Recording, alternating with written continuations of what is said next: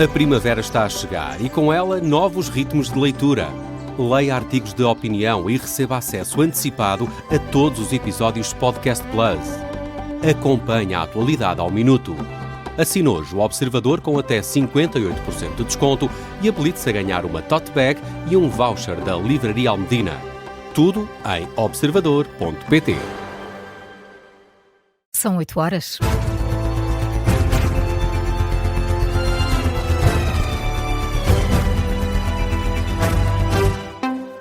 As notícias das 8 com Carla Jorge de Carvalho. António Costa está confiante de que a União Europeia vai apresentar medidas esta semana para fazer face à subida dos preços da energia. O presidente do Conselho Europeu alerta que o conflito no Médio Oriente representa um momento dramático e desafiante que exige respostas. Os líderes da União Europeia vão reunir-se quinta e sexta-feira numa cimeira de alto nível sobre competitividade económica e António Costa acredita que daí vão sair apoios para famílias e empresas. Em cima da mesa estão medidas como limitar temporariamente o preço do gás, reduzir impostos e encargos nas faturas de energia e permitir apoios estatais a empresas e setores industriais afetados pelo conflito no Médio Oriente. O presidente do Conselho Europeu fala em medidas específicas e direcionadas face à atual instabilidade. Esta crise representa um momento dramático e desafiante para a ordem internacional e, evidentemente, tem um enorme impacto nos custos da energia. Por isso, apelamos à Comissão Europeia para que apresente um conjunto de medidas temporárias e específicas destinadas a fazer face a este aumento dos custos da energia.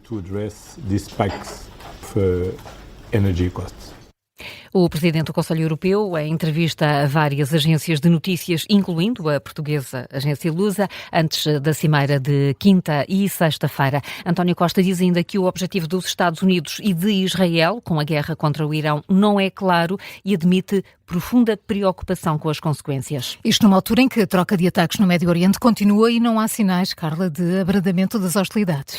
Não há. Esta madrugada Israel ordenou a evacuação de uma vila no sul do Líbano perante a iminência de um ataque e a embaixada dos Estados Unidos em Bagdade, no Iraque, foi atingida por rockets e drones do Irão.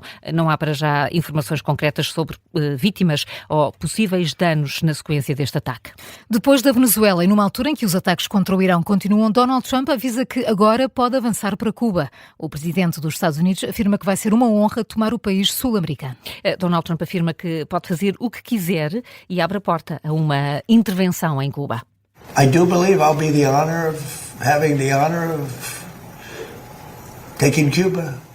Eu acredito sinceramente que terei a honra de tomar Cuba. Seria bom e uma honra, quer seja para libertar ou para tomar. Eu posso fazer o que eu quiser. São uma nação muito enfraquecida, durante muito tempo foram violentos. O Castro era um líder violento, assim como o irmão.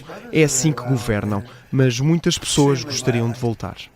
That's how they governed. They governed with violence, but a lot of people would like to go back. O presidente dos Estados Unidos, em declarações aos jornalistas na Casa Branca, não dando mais detalhes sobre uma possível, eventual invasão de Cuba. Na análise, o historiador Bruno Cardoso Reis explica que estas ameaças de Trump surgem numa altura em que é cada vez maior o risco de uma crise humanitária em Cuba face ao regime.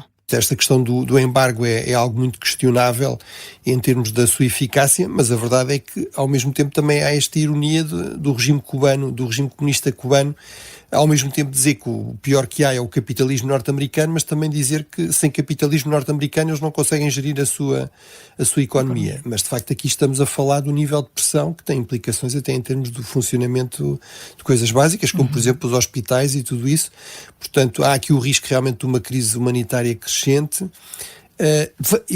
E volto ao ponto fundamental, que é, vamos ver se pelo menos seria para, de facto, libertar finalmente Cuba deste regime terrível, opressor, repressor. O historiador Bruno Cardoso Reis, esta manhã no Gabinete de Guerra. Já ontem o jornal New York Times avançava que Trump está a pressionar a saída do poder do atual presidente cubano, Miguel Díaz-Canel. O presidente da República recebe hoje Luís Montenegro em Belém. António José Seguro mudou as reuniões semanais com o primeiro-ministro de quinta-feira para terça-feira. Pelo menos desde as presidências de Mário Soares, que os encontros semanais entre chefe de Estado e chefe de Governo aconteciam às quintas-feiras, Seguro decidiu mudar o dia. Este ajuste da reunião semanal, Miguel Gato, é um sinal político da Presidência da República. Isto porque permite mais influência sobre o Governo, uma vez que as reuniões acontecem agora à terça-feira, 2 dias antes do Conselho de Ministros. Isso mesmo transmitiu António José Seguro na primeira reunião que teve com Luís Montenegro na semana passada, ainda na quinta-feira. Foi recuperado o conceito de cooperação estratégica entre Belém e São Bento, mas isto não impede que se antecipem eventuais conflitos, e há 2 temas até agora de choque entre o Presidente da República e o Governo. Seguro já veio pedir menos palavras e mais atos quanto aos apoios por causa do mau tempo e já fez saber também que a primeira presidência aberta vai ser nos distritos de Castelo Branco, Coimbra, Leiria e Santarém, e também tem pressionado as negociações sobre a lei laboral. Ontem os parceiros sociais vieram elogiar os resultados do novo encontro. E Miguel, esta primeira semana de presidência já deu para apurar o tom do novo chefe de Estado? Sim, o contexto internacional levou a que o chefe de Estado desse prioridade à política externa e às funções como Comandante Supremo das Forças Armadas, e isso é notório, uma vez que Seguro recebeu o Ministro dos Negócios Estrangeiros, Paulo Rangel, 3 dias antes da tomada de posse, e o novo Presidente prometeu ser contido nas palavras, até agora cumpriu. Uma semana chegou também para perceber que as redes sociais são uma forma de comunicar desta nova presidência. E o que é que se sabe sobre a equipa do Presidente da República? Ainda muito pouco. A nova Casa Civil está em fase de construção e o chefe dessa estrutura ainda é provisório. Para já, Seguro optou por manter vários consultores do anterior presidente, Marcelo Rebelo de Sousa, decisão que acaba por agradar a muitos desses consultores por considerarem que o novo presidente está a ter uma atitude não partidária.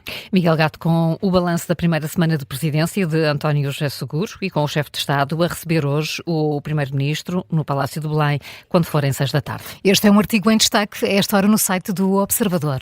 O Sporting recebe hoje em Alvalade o Bodo Glimt para a Liga dos Campeões. Os Leões têm de recuperar de uma desvantagem de 3-0 para passarem aos quartos de final. A Rádio Observador fez uma antevisão do jogo de hoje com o antigo lateral direito do Sporting, Miguel Garcia, que acredita na reviravolta. Conhecido como o herói de Alkmaar, marcou o golo que permitiu a passagem dos Leões às meias finais da Taça UEFA. Estávamos na época de 2004-2005. Na altura, o Sporting precisou de uma reviravolta. Miguel Garcia acredita que hoje também é possível. Uma equipa que é muito boa, não vai ser nada fácil, mas eu acho que todos acreditam, os jogadores, a direção, a equipa técnica, mesmo nós adeptos, acreditamos que é possível. É o Sporting fazer aquela noite europeia que já nos habitou contra equipas grandes como o PSG, como o Manchester City também no ano passado. Então nós acreditamos que isso é possível. Miguel Garcia, antigo jogador do Sporting, a fazer a antevisão do Sporting Bodo Glimt. O treinador Rui Borges diz que um jogo perfeito pode permitir que os Leões passem mesmo à próxima fase. O jogo começa 5:45, tem relato e análise em direto aqui na Rádio Observador. Agora são 8:08, Carla, daqui a pouco há momentos de glória, primeiro que outras notícias estão em destaque. A Ministra do Trabalho afirma que um entendimento com patrões e trabalhadores sobre a reforma laboral está cada vez mais perto. Maria do Rosário Palma Ramalho faz um balanço positivo do encontro que juntou Governo, patrões e o GT. Uma vez mais ficou de fora a CGTP. Maria do Rosário Palma Ramalho explica que em cima da mesa está uma nova proposta que permite uma aproximação. As confederações empresariais e o GT também falam num aproximar de todas as partes envolvidas nas negociações. Amanhã uma nova reunião da concertação social na qual a reforma laboral vai continuar a ser discutida. Vem aí a depressão, de nome Terese. Depois de vários dias de sol, regressa hoje a chuva, o vento, a trovoada e também o aumento da agitação marítima. Pelo menos até sábado, o estado do tempo deve começar a piorar já ao final desta tarde. São as previsões do Instituto Português do Mar e da Atmosfera. Hoje há uma manifestação de professores do ensino artístico especializado em Lisboa e no Porto. Exigem a aplicação da lei que prevê a vinculação destes docentes. A FEMPROF afirma que a lei não está a ser cumprida e exige respostas ao Ministério da Educação.